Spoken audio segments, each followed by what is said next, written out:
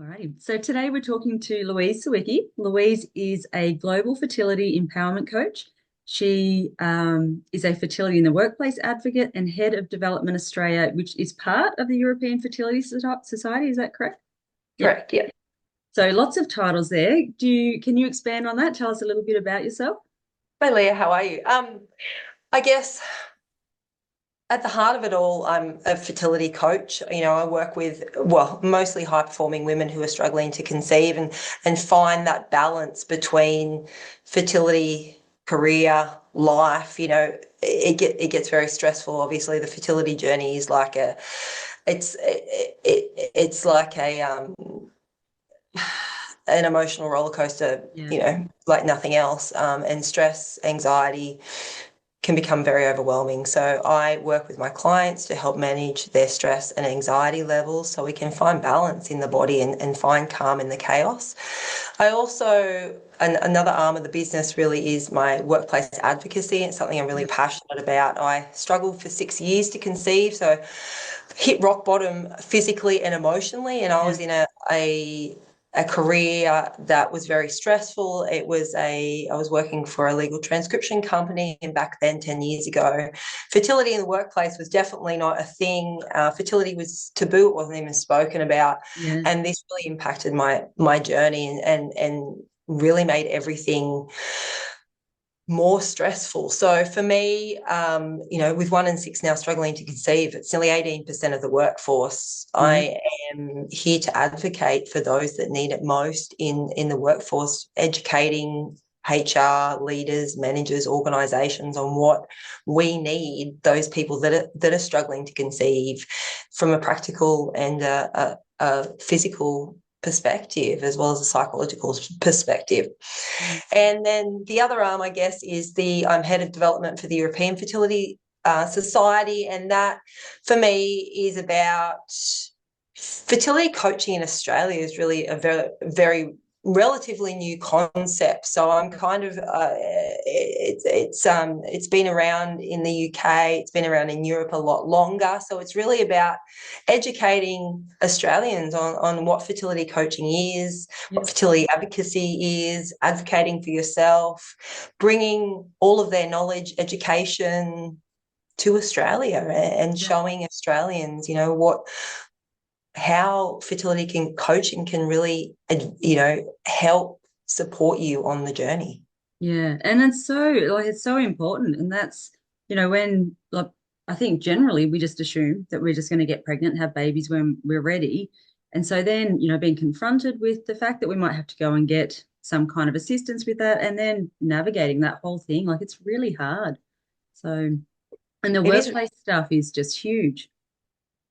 I think, fertility, infertility, struggling with fertility issues is still a bit of a taboo subject. Mm. And especially in the workplace, we don't feel safe enough, a lot of us, to come forward. The Pink Yeah. Elephants Association just released a new report saying 75% of workers still don't feel safe enough to come forward Wow.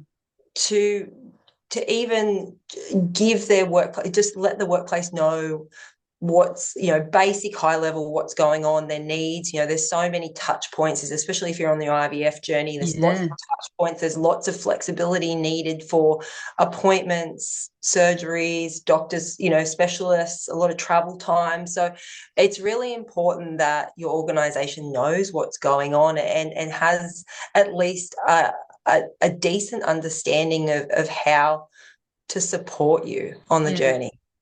And I found that like talking to women, like when I worked in a fertility clinic, they would have to try and get those early appointments so that they could do their bloods and things before they went to work because they didn't want their bosses to know because it does affect your opportunity for promotions and opportunities in the workforce if your boss thinks, well, in 9 months time you might not be here, but we all know in 9 months time or 3 years time there still might not be a baby.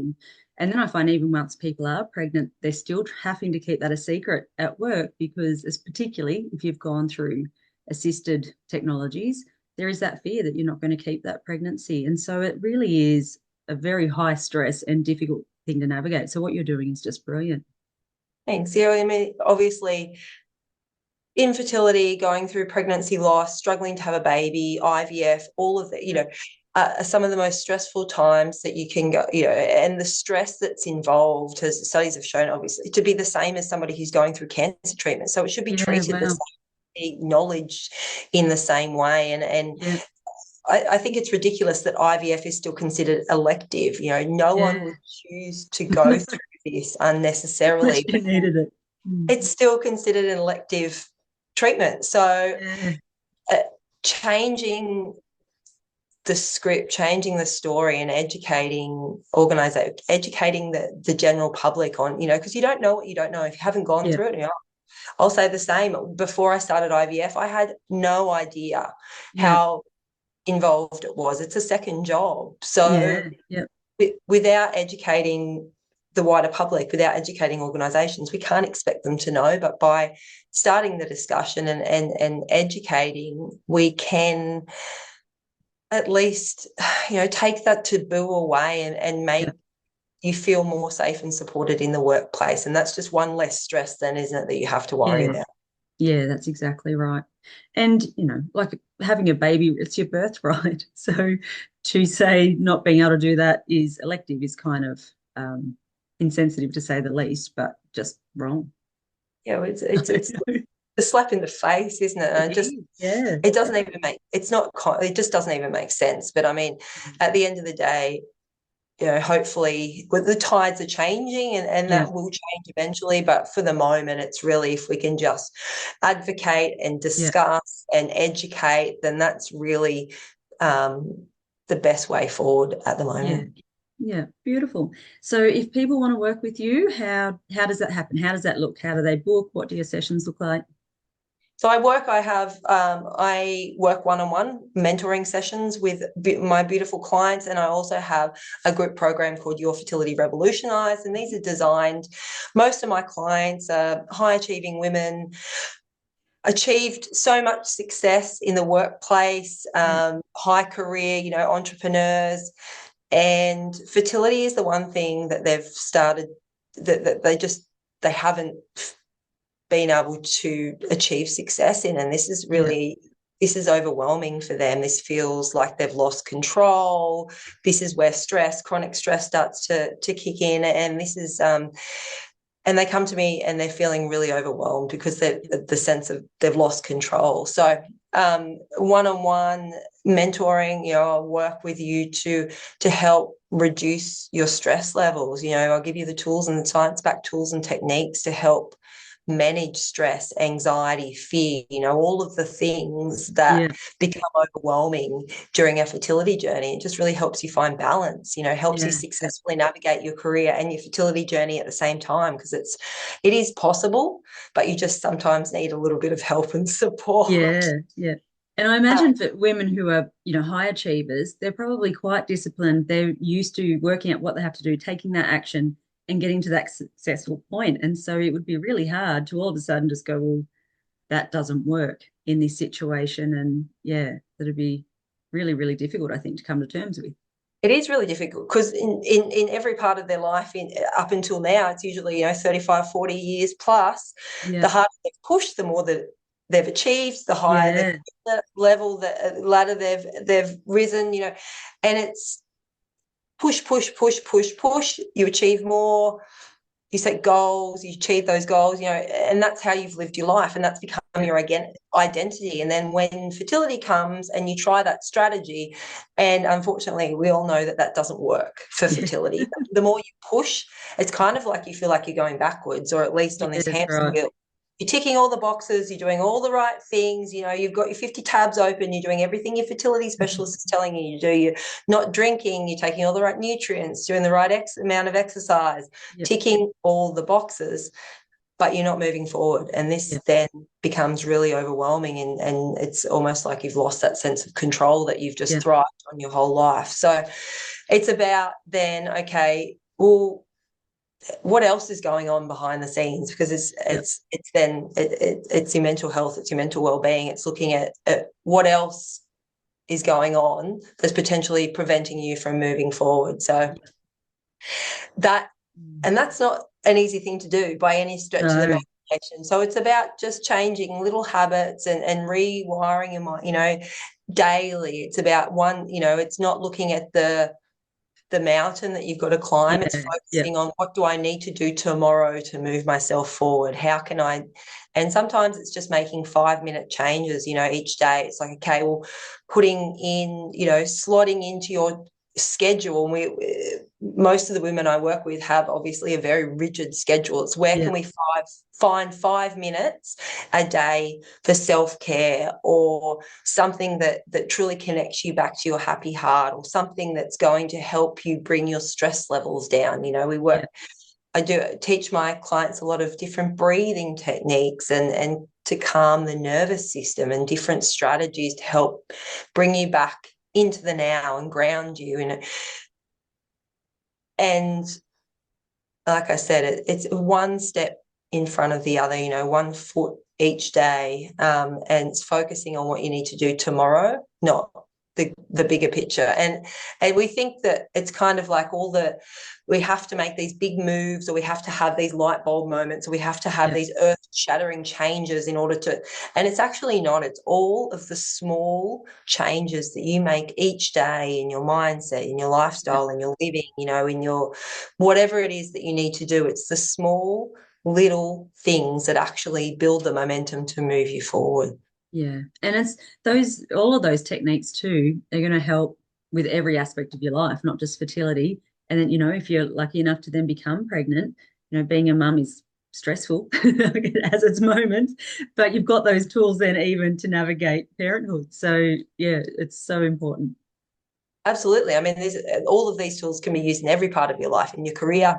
But I mean, once, and I'm sure you're the same with your clients, once your client falls pregnant or you fall pregnant, it's a new journey. And Yeah, it's yeah. like With it has, different stresses, different fears. yeah. And often the same thing, the same feelings come up, but just in a different way. Yeah, And then, so you need to be able to navigate that. So yeah, if you've got the grounding, the foundation, then you can move through the pregnancy with as little stress as possible, yeah, or and that's really important. And then once the baby's born, it's another, isn't it? It's just that's life. We don't kind yeah. of get to one point and it's like, well, we're suddenly healed, or we're suddenly Yes, better, or that's all of a right. sudden we're happy, like Yeah, life, it's like a roller coaster, and we kind of forget that. And so is healing, and so is moving through all of the stuff. You have your yeah, ups and downs, and you just have to keep showing up every day.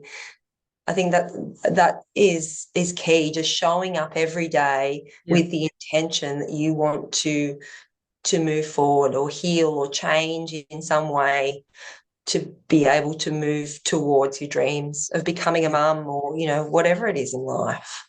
Yeah. And as you said, like sometimes you think you've got to have those really big things, but sometimes those really big things just shock your body as well and puts you back, where there's those nice, gentle, slow way of bringing those things into your life and making them a habit is just so much more nurturing.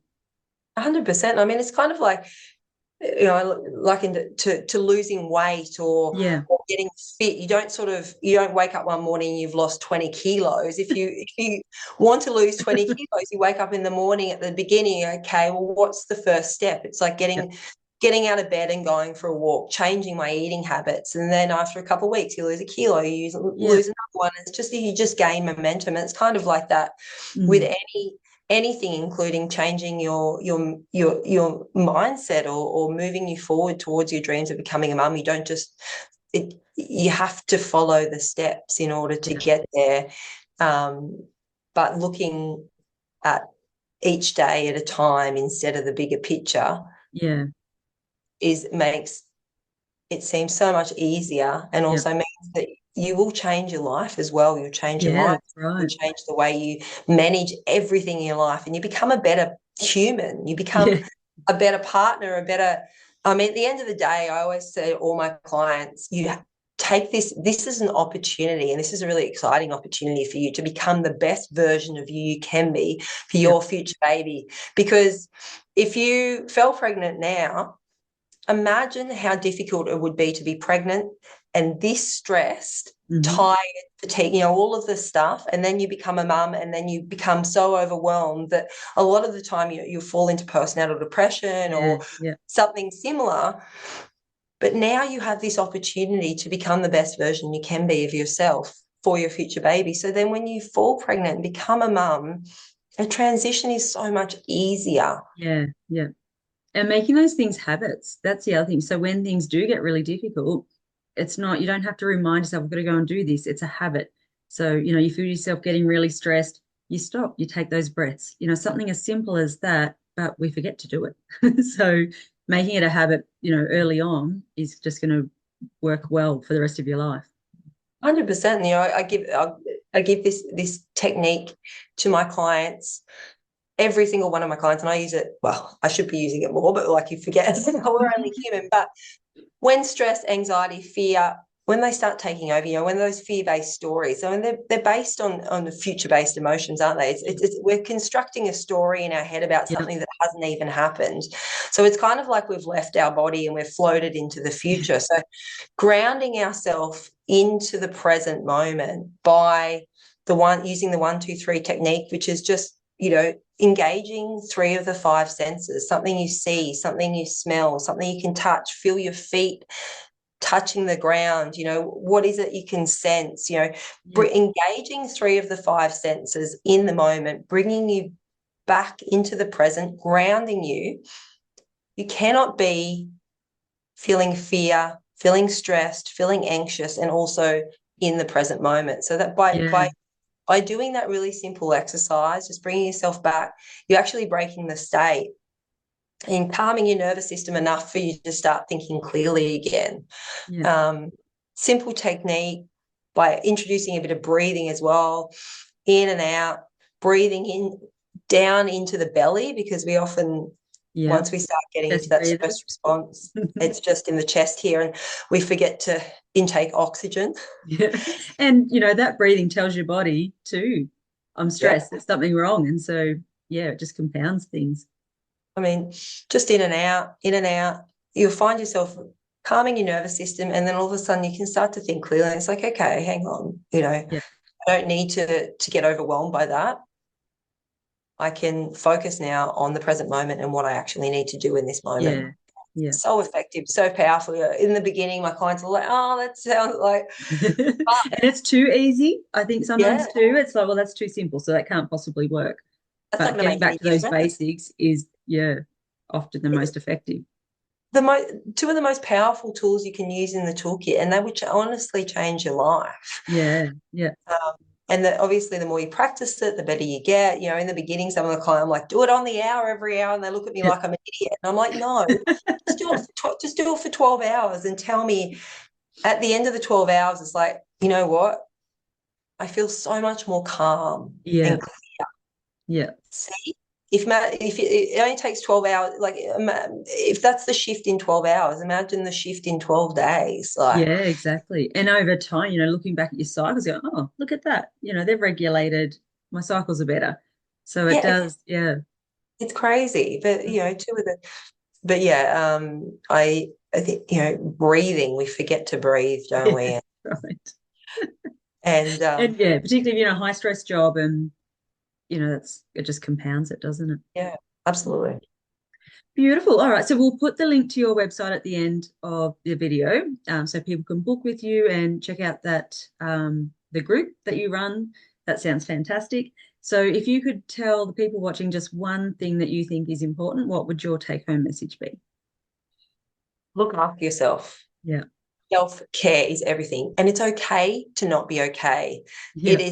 You're not weak by, number one, either asking for help or saying that you're not okay. It's actually a sign of strength, and we tend to try and be okay and to push on and not ask for help, because that's what in the past, that's what we've done, and we thrive on that coping mechanism. I think, we kind of make strength part of who we are, and asking for help, doing something that you need to do on that day to make you feel better, to give yourself some space to stop or just to breathe, that's actually a sign of strength. It's Yeah, not a sign of weakness. And it is something that we all need to do because women, as women, we're caregivers, we're energy givers, we're not energy yeah, takers. mhm, And if we give out all our energy, especially, and we've got nothing for ourselves, then how can we give our best to our fertility journey? How can we then give what our child, our future baby needs from us? How can we yeah, be the best human? How can we be the best partner? All of the things. So it is really important to replenish your energy. Do what you need to ask yourself. What do you need to do today yeah, to replenish your energy every morning? It could be as simple as a coffee with a friend or a walk. Put the iPad, put your earplugs in and just go for a walk, or is it 5 minutes of downtime reading? Whatever it is, yeah, do it every day because you deserve it and you're worth it and you need to prioritize you. yeah. Perfect. Well, thank you so much. And best of luck with everything you do. It's so important for the world. And I can, I just hope to see more and more of you and bringing this out and making that, particularly in the workforce, I find that so important, just getting rid of that taboo. So thank you for joining me today. Thank you so much, Leah.